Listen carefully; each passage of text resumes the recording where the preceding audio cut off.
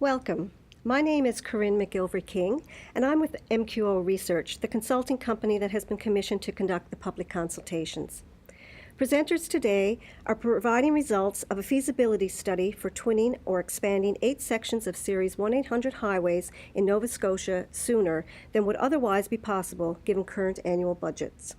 The public consultations are about collecting feedback and comments which will be used to inform a decision by government on whether to move forward with twinning highways sooner than would otherwise be possible using tolls. Note that this is not the only mechanism to provide input. You can also go to the government website to send an online written submission, submit questions and comments. There is also a mailing address if you choose to provide your feedback by mail. At the end of this consultation process, the comments and questions from all people at the public sessions and through the written submissions will be compiled in a What We Heard document, which will be made available to the public on the website at the end of the consultation process. The format of the sessions will involve a presentation from the Department of Transportation, Infrastructure and Renewal to provide an overview of the highway twinning project to date. Then, CBCL, the successful consultant who conducted the feasibility study, will present the results of their study. Following the presentations, a discussion will be facilitated. There will be a series of questions that people will be asked to respond to and discuss with others at their individual tables. Then, once the discussion at the individual tables has taken place, the feedback will be brought back to the broader group to get people's thoughts on the questions posed, with time allowed to discuss general comments and questions. A note-taker will be recording all comments and questions during the session to ensure that all the responses are captured. Now I'd like to hand it over to Bruce, who will do his presentation.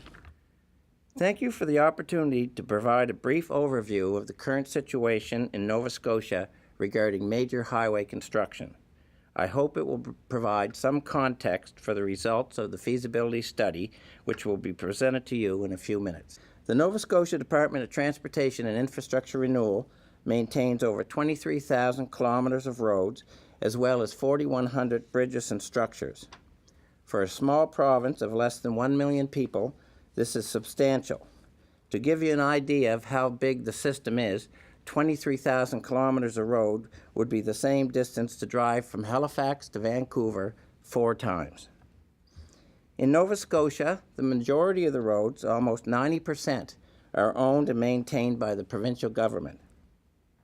This is different than most provinces in Canada, where the municipalities own and maintain a significant portion of the highway network, including all the local roads.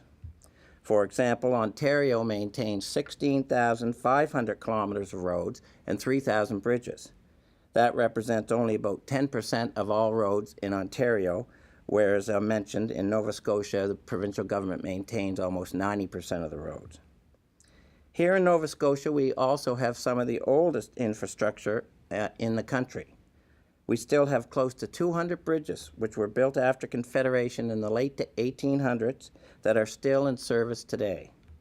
Keeping the very large number of existing roads and bridges safe for public use continues to be a challenge with the resources available.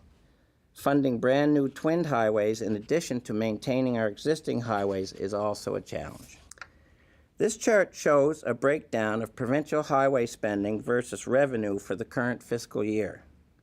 In the left-hand column, you will see this year's capital construction budget of $200 million. It's shown in light blue.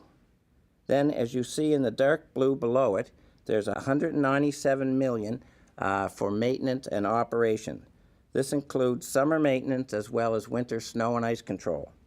It adds up to $397 million being spent on our highways this year. On the right-hand side, you will see the revenues that we will receive this year to fund our highway maintenance and construction. $95 million will come from vehicle registration fees and licensing fees, as shown in light blue at the top of the right-hand column. And below it in royal blue, you will see that we will take in $272 million in gas tax. These two figures add up to a total of $367 million. The key point that I want to make with this slide is to show that the province spends more on highway construction and maintenance than it collects in gas tax and vehicle registration and licensing fees. In the current year, that gap will be almost $30 million. In regards to the total of $397 million, which is being spent this year on Nova Scotia highways, shown again in the left-hand column, 85% of that amount is required to just maintain our existing roads and bridges. This only leaves available about 15% for new highway expansion projects such as highway twinning. Maintaining our existing highways and bridges and making some modest improvements as outlined in our 5-year highway improvement plan is challenging but manageable within our current budgets.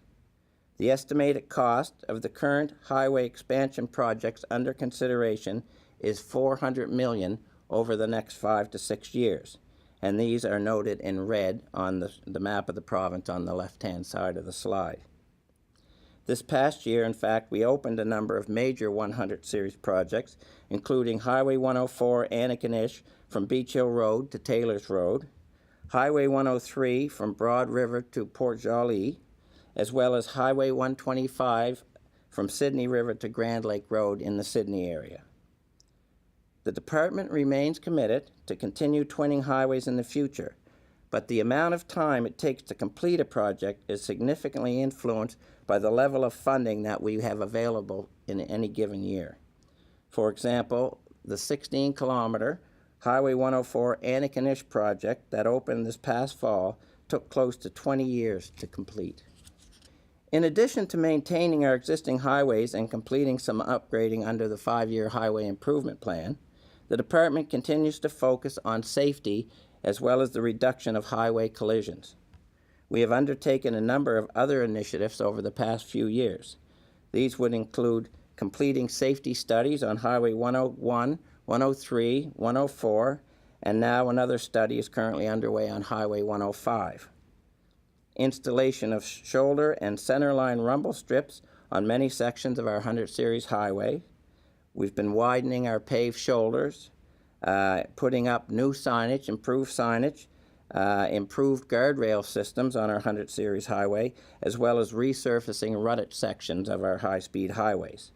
We have also experimented at 2 locations with high visibility embedded pavement markings to help improve driving at night, and have installed speed feedback signs at a couple of locations for drivers can monitor their travel speeds.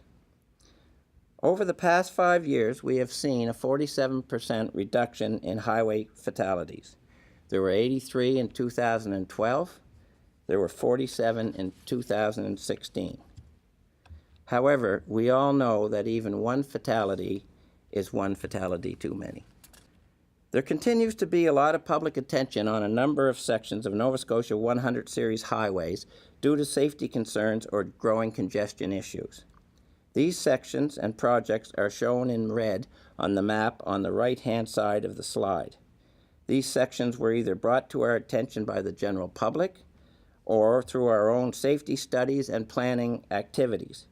Typically, we would like to twin our 100 Series highways when the daily traffic volumes approach or exceed 10,000 vehicles per day. Responding to all these needs and requests would require 26 kilometers of new 4-lane highway, 250 kilometers of twinning existing 100 Series highways, and 157 kilometers of new controlled access highways. It is estimated that it would cost $2.4 billion to complete all of these improvements. That's a $2 billion gap between what our current planned activities can deliver and what the public would like to see built. It is estimated as well that it would take well over 30 years to deliver all of these projects at the current levels of funding. In response to the public's desire to twin more highways in Nova Scotia, the department decided to look to see if there may be some alternative means of twinning our highways in a much shorter period of time.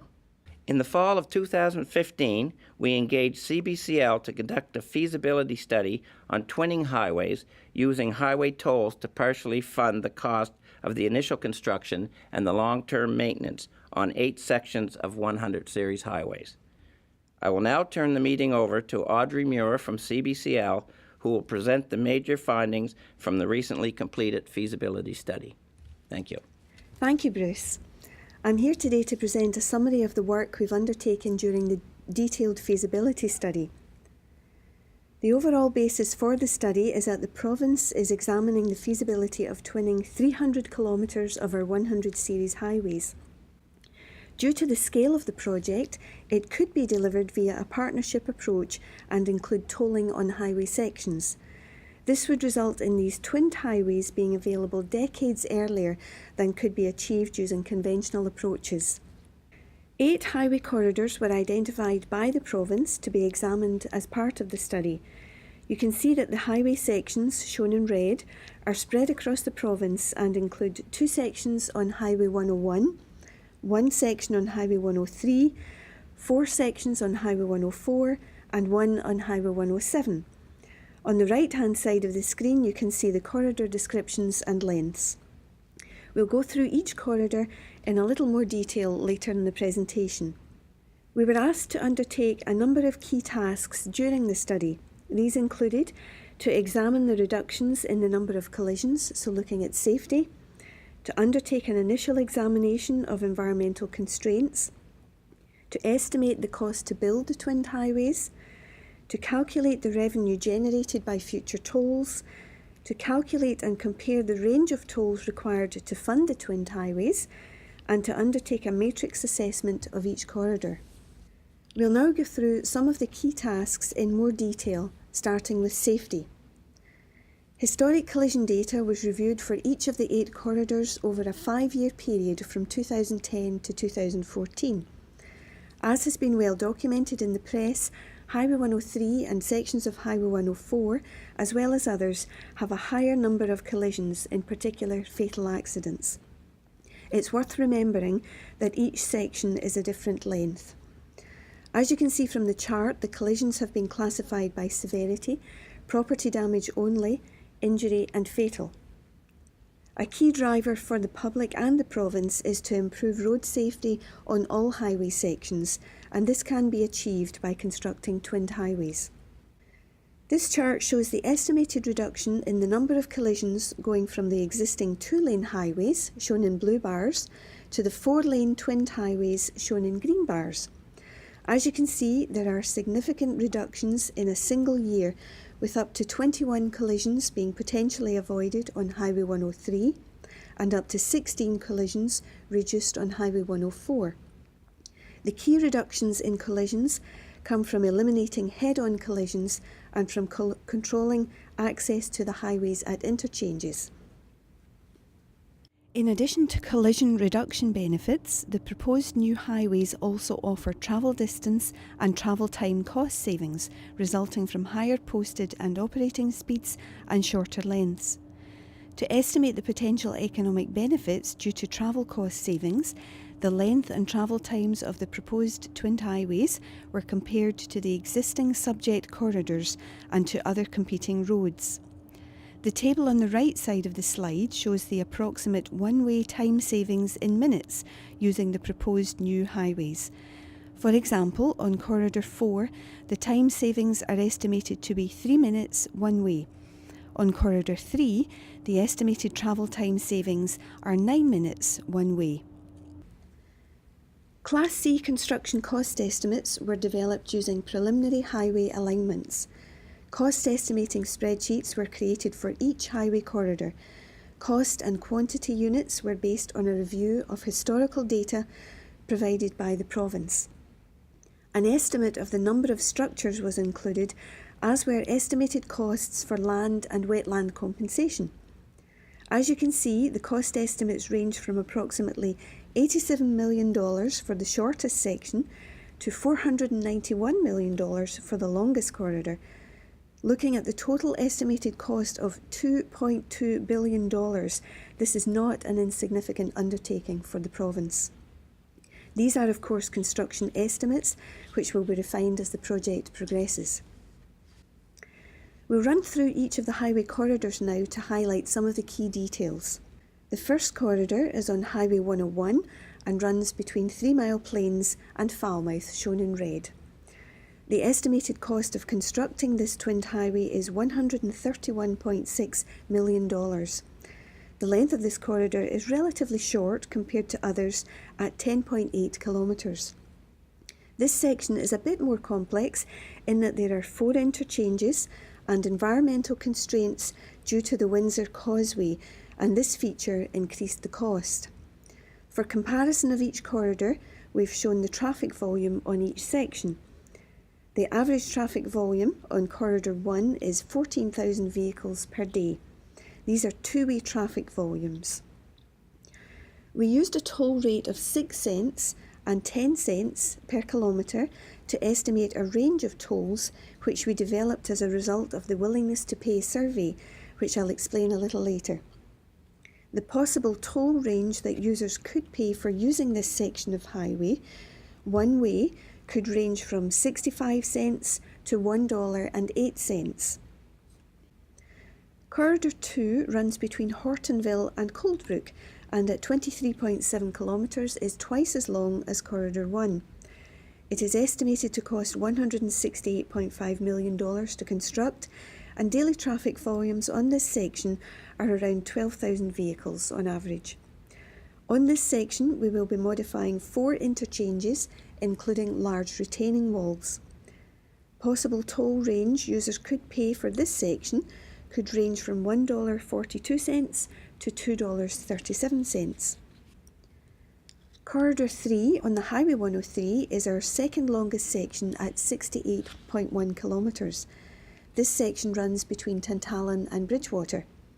The estimated construction cost of this section is $448 million, and the length of the highway plus the number of structures and interchanges makes this one of the more expensive sections.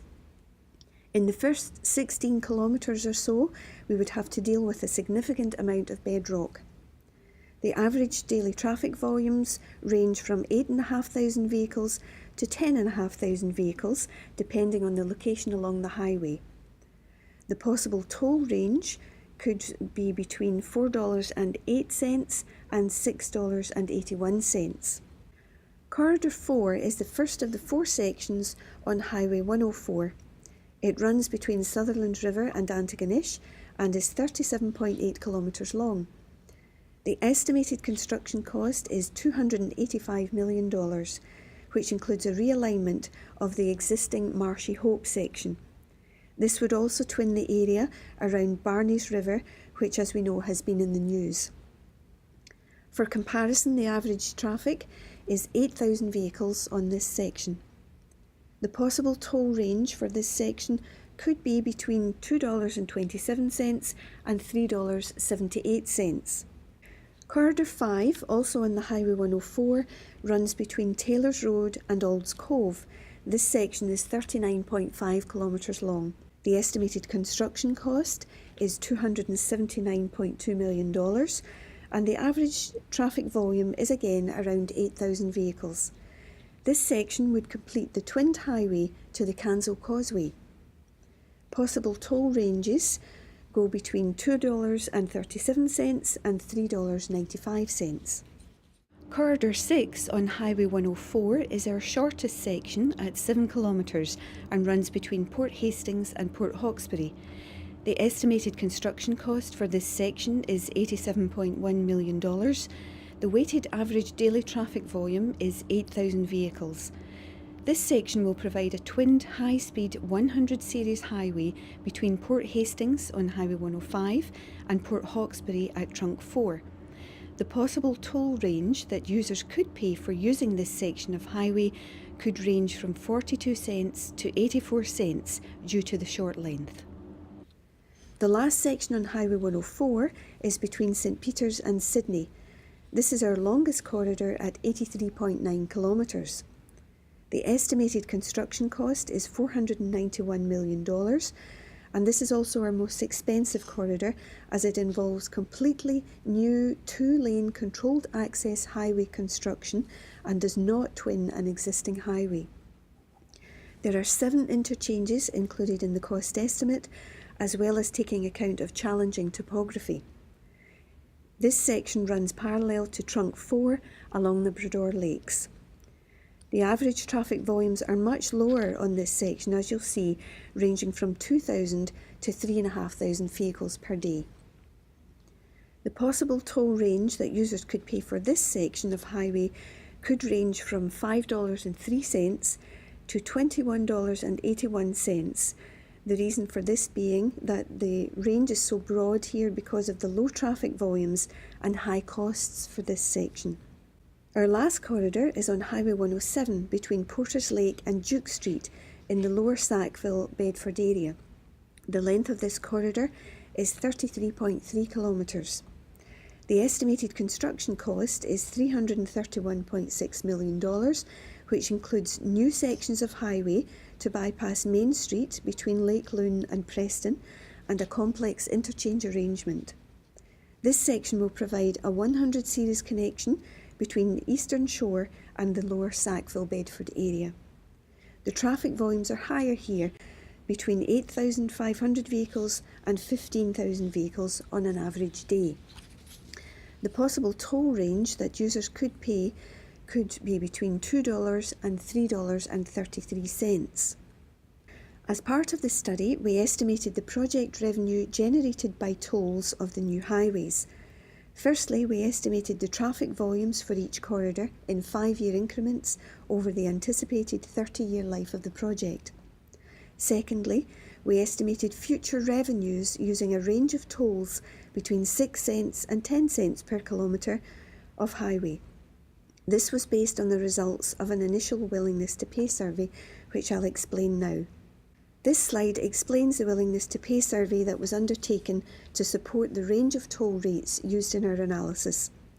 The survey was conducted via phone interview, where participants were asked to respond to a customised questionnaire. The survey included a random sample of Nova Scotians from all across the province, and during the survey 1,027 people responded to the questionnaire. The estimated median toll rate for the province as a whole for all 8 corridors was 6 cents per kilometre. To provide a measure of feasibility, we conducted an analysis to determine the relative financial viability of the individual corridors. This slide helps to demonstrate the results of the analysis. We adopted a traffic signal system for clarity. The green bars show a good level of financial viability and the red bars show poor financial viability. The financial viability range was encompassed in what survey respondents said they were willing to pay a median toll rate of 6 cents per kilometre from the survey. For comparison, the equivalent toll rate per kilometre on the Cobequid Pass is around 10 cents. The length of this section is approximately 40 kilometres. Corridors falling at or below 6 cents were deemed to be viable, shown in green bars. Corridors which required a toll rate of above 6 cents and up to 10 cents are still considered financially viable. However, those in red and above 10 cents per kilometre are not considered good candidates from a financial viability perspective. These toll rates are what would be required to pay the cost of each highway off as standalone construction over the anticipated 30-year life of the project. Of course, financial viability is only one measure, so we undertook more analysis using a series of qualitative factors in addition to financial viability. To allow us to identify the ranking of overall feasibility of the corridors, we developed an assessment matrix with 6 broad-ranging criteria. The assessment matrix is included in our report and on NSTIR's website. This slide shows the criteria adopted, including safety, traffic volumes, cost versus revenue or financial viability, travel time and travel cost savings, environmental concerns, and land acquisition. Each of these criteria were assigned points, and the total number of points for each of the 8 corridors was calculated at the bottom of the matrix. The corridor with the highest number of points overall was ranked first, and so on down to 8th. So from our overall feasibility assessment, Corridor 3 on Highway 103 is ranked top, while some sections are ranked much lower. It's important to note that the ranking was based on a composite of a number of assessment criteria which were weighted based on relative priority. Safety and cost were weighted the highest with equal priority, as we needed to consider the revenue to be able to fund construction of the new highways. This is why we have one highway ranked lower, even though articles on collisions appear in the media. The ranking is also relative to the actual traffic volumes on each section, as well as the other criteria used in the assessment matrix. Thank you. Thank you, Bruce and Audrey, for those presentations. The discussion portion of the session will now begin. People will be given time to write down their comments and discuss questions at their respective tables. The questions are: 1. What is your opinion of the current condition of the province's 100 series highways included in the study? 2. Do you think twinning is the only option to improve the province's 100 series highways? 3. If twinning is the preferred option to improve the condition of the 100 series highways, do you support using tolls to twin highways sooner than would otherwise be possible given current annual budgets? And then finally, do you have any other comments or questions? Once table discussions are complete, a representative from each table will be asked to provide feedback, and then we will proceed table to table. Note that microphones will be provided so that people in the entire room will be able to hear people speak. And a note taker will capture all of the comments. Bruce will now provide some closing remarks.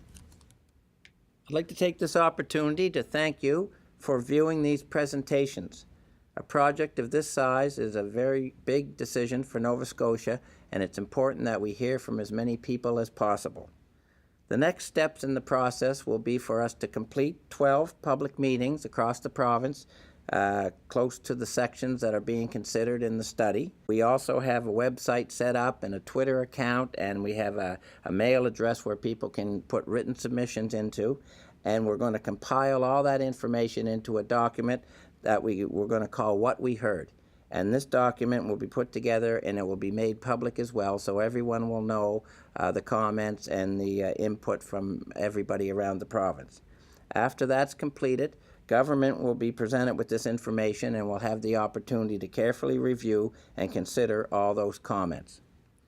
The next slide here will just show you the various methods where you can put your feedback into the process, and these are shown on the screen, and they will also be on all the tables at the public meetings and also on our website. Thank you very much.